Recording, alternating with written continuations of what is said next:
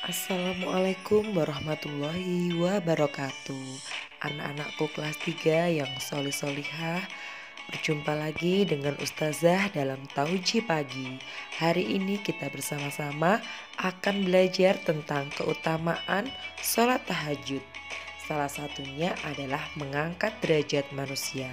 Ingin tahu seperti apa keutamaan yang lainnya? Mari kita simak penjelasan berikut ini. Selain mengangkat derajat, sholat tahajud punya 4 manfaat luar biasa. Di malam hari, sebagian besar manusia memanfaatkan waktu tersebut untuk beristirahat dan tidur.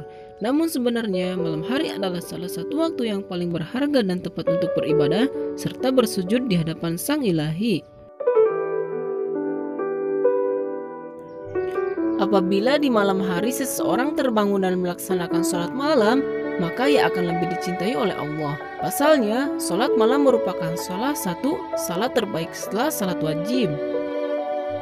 Sebagaimana Rasulullah SAW bersabda dalam sebuah hadis, salat terbaik setelah salat wajib adalah sholat malam. Hadis riwayat Muslim. Selain itu, sholat malam ternyata juga memiliki berbagai keutamaan. Apa saja keutamaannya? Pertama yaitu Allah akan mengangkat derajat orang yang gemar melakukan sholat malam dan ia akan memiliki derajat yang istimewa di sisi Allah Subhanahu wa Ta'ala. Sebagaimana Allah berfirman, dan pada sebagian malam dirikanlah salat tahajud sebagai ibadah tambahan bagimu. Semoga Tuhan mengangkatmu ke tempat yang terpuji. Quran Surat Al-Isra ayat 79. Kedua, salat malam dapat menyegarkan jiwa seseorang. Rasulullah SAW bersabda, setan mengikat pada tengkuk setiap orang di antara kalian dengan 3 ikatan ketika kalian akan tidur. Setiap simpulnya ditiupkanlah. Bagi umum malam yang panjang, tidurlah dengan nyenyak. Apabila ia bangun dan menyebut nama Allah, terurailah 1 simpul. Lalu apabila ia berwudu, terurailah 1 simpul lagi. Kemudian apabila ia sholat, terurailah simpul yang terakhir. Maka ia berpagi hari dalam keadaan segar dan bersih jiwanya. Jika tidak, yakni tidak bangun sholat dan ibadah di malam hari, maka ia berpagi hari dalam keadaan kotor jiwanya dan malas. Hadis riwayat muttafaqun alaih. Ketiga, sholat malam merupakan sebaik-baik sholat setelah sholat fardu. Hal tersebut diterangkan dalam beberapa hadis sahih. Salah satunya, Rasulullah SAW bersabda, sebaik-baik puasa setelah puasa Ramadan adalah puasa bulan Muharram dan sebaik-baik sholat setelah salat wajib adalah sholat lail. Hadis riwayat Muslim.